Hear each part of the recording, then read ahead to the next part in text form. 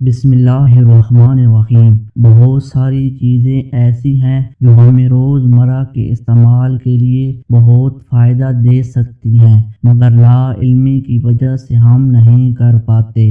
آج ہم آپ کے ساتھ بہت مفید گھریلو ٹوٹکے شیئر کرنے جا رہے ہیں جو امید ہے آپ کو بہت فائدہ دیں گے۔ ٹینڈوں کے فائدے۔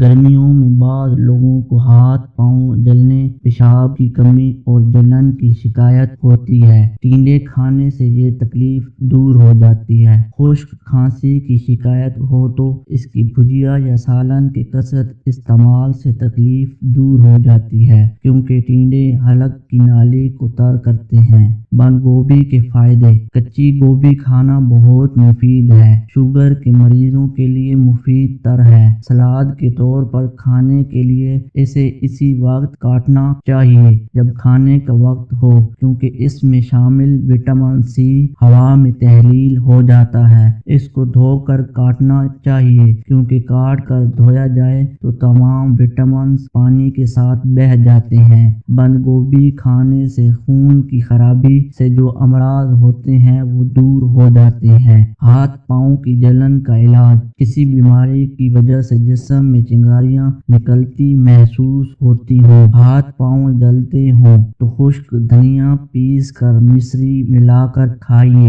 یا سبز دھنیا گھوٹ کر مصری ملا کر پیئیں۔ جسم کی ساری گرمی کا اثر زائل ہو جائے گا۔ شیشہ صاف کرنے کا طریقہ۔ کھڑکیوں کے شیشے ہوں یا فرنیچر ہوں، صاف شفاف ہی اچھے لگتے ہیں۔ شیشے کو صاف کرنے کے لیے عام کپڑے دھونے والا نیل پانی میں گھول کر لگائیں اور پھر نیل کا یہ پیسٹ خشک ہو جائے تو صاف اور نرم کپڑے سے پونجھ لیں۔ صاف کپڑے کو ہی رگڑیں، شیشہ چمکدار اور شفاف ہو جائے گا۔ منہ سے مولی کی بو دور کرنی ہو تو مولی بھی سلاد کا لازمی جزو ہے۔ کچی کھائیں یا پکا کر، دونوں طرح مفید ہوتی ہے، مگر یہ خود ہضم نہیں ہوتی یا پھر بہت دیر میں ہضم ہوتی ہے۔ اس لیے مولی کھانے کے بعد تھوڑا سا گڑ کھا لیا جائے تو اس سے مولی ہضم ہو جاتی ہے اور ڈکاریں نہیں آتی، یا پھر مٹر کے چند دانے چبا لیے جائیں تو بھی ڈکاریں نہیں آتی۔